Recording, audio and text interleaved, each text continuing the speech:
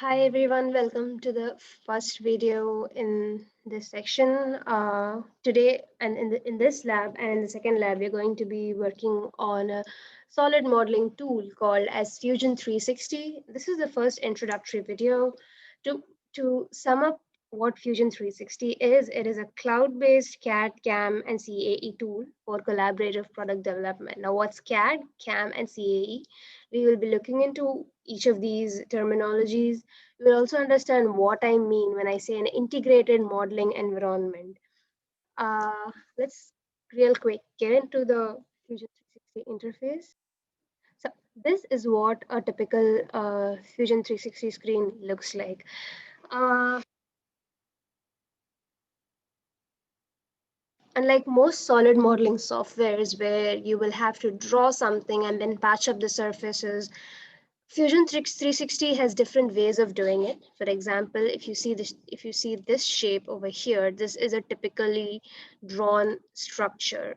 You draw something like the base first, and then you go and give it some shape, and then you go ahead and draw another part. You go on joining these parts ahead to give you a kind of shape that you want. And you can see the structure that we're talking about take shape right in front of your eyes. However, you can also go ahead and use something called as form tools, which we will be speaking about later in this class, where you have Fusion allows you to have a kind of a Play-Doh, for example.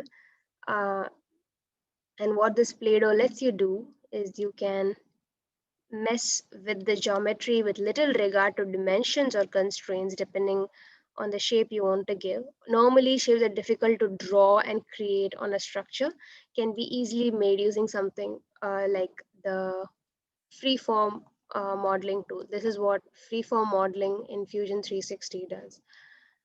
Apart from this, the most interesting aspect of Fusion 360, however, is the generative designs. Now, what generative designs do is, if you look at this, for example, you can go to the left corner of your tab open and you can see the generative design samples. Now, what generative design allows you to do is exactly what we called as CAE, computer aided engineering. What it allows you to do is on a part that you have already manufactured, or rather on a part that you're going to manufacture, I need to find out the design conditions, I need to find out the design criteria, I need to find out what are the different aspects that control this particular body. It could be a simple bracket like shown in this design. How can I generate some kind of structural elements into this? These are some of the questions that generative design lets you answer. Please understand that because design is an iterative process, generative designs enable you to go forth and backward and make certain design changes, capacity, carrying capacity, holding capacity, fatigue. All these questions can be easily answered.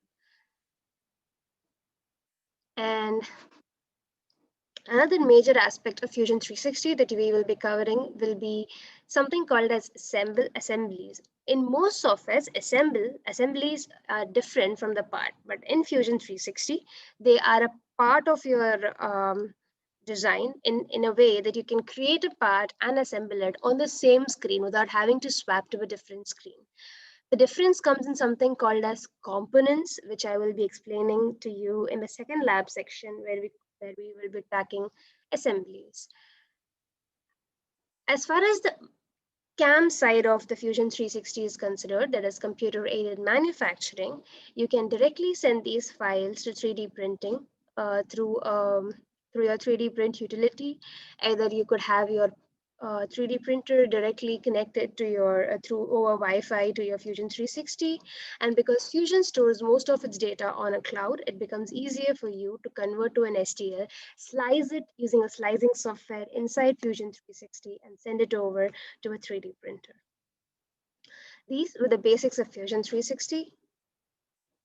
We would be covering a few more of data storage and basic commands in Fusion 360 and how to create more complicated shapes like these over time. And see you in the next video. Thank you.